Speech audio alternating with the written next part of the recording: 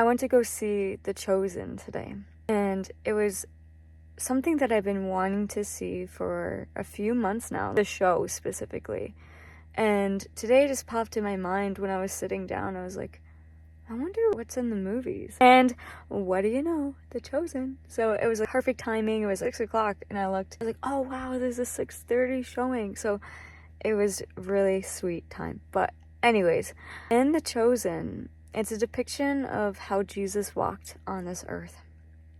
And I cried a lot because it's just beautiful. It's just absolutely stunning to think about it. But there's a phrase that Jesus says and talks about, and that I hold on to as a person, but I think about in a contemplative way. What does this mean for me?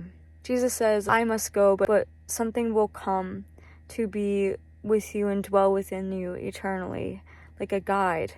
My spirit will come and dwell amongst you and never leave you or forsake you. That phrase, my spirit will dwell within you and never leave or forsake you. When you choose to follow this path, when you choose to follow the call that Jesus calls upon us, to say it is through me that you will do greater things than I, but it's through that forgiveness, that bridge, that we could receive this eternal spirit and guide that lives within us, that it may rest upon us like a dove. And so when I really think about that phrase, when I think about that, the curiosity of the thing that I've contemplated quite a bit was like, well, did not the Spirit of God fall upon all man when the veil was torn? And I don't know the answer, as in it's something that I contemplate, because I'm not going to say that I know, because I don't. But what I do know is that I do believe that that Spirit is accessible to all mankind, all beings. And so just think about it. Imagine that there is a companion with you all the time that will never forsake you. Think about how many times we forsake ourselves. Think about how many times that we do things that we probably shouldn't, or in situations in our heart, in our mind, that we shouldn't be thinking about. There is a companion in those spaces observing those things within us. And so that's where the heart really gets transformed. It's that awareness as to what's happening in the heart. And the only way you could judge the heart in this regard is if you have the Holy Spirit guiding you to see what is happening in the heart, so you may be guided towards a more purified, unified life in accordance to the only commandments that Jesus had, which is to love the Father with all your heart, and then to love your neighbor as you love yourself. That is it. Forgive as I have forgiven you. Powerful.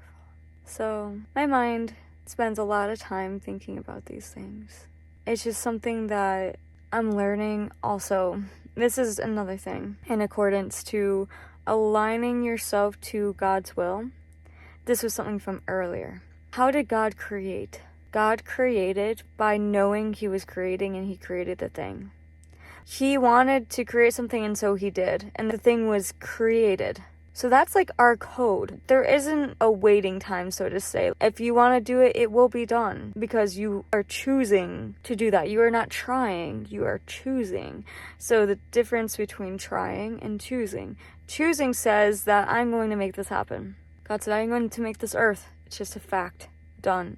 Or trying, he didn't try to make the earth. He chose to make the earth. So choosing. Oof. I'm done just trying things in my life. I've been trying things for the past decade. I've been trying things for my whole life, so to say.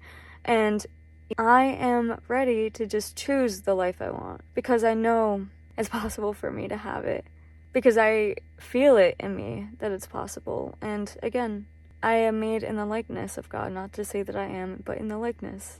And so if he says you shall do greater things than I, and if my desires are in true alignment to his heart, we're all winning. We are all winning. And it's not a hedonistic thing. It's not about what I could get in return. It's about creating a space for heaven on earth in alignment to something that heals, something that serves, and something that loves.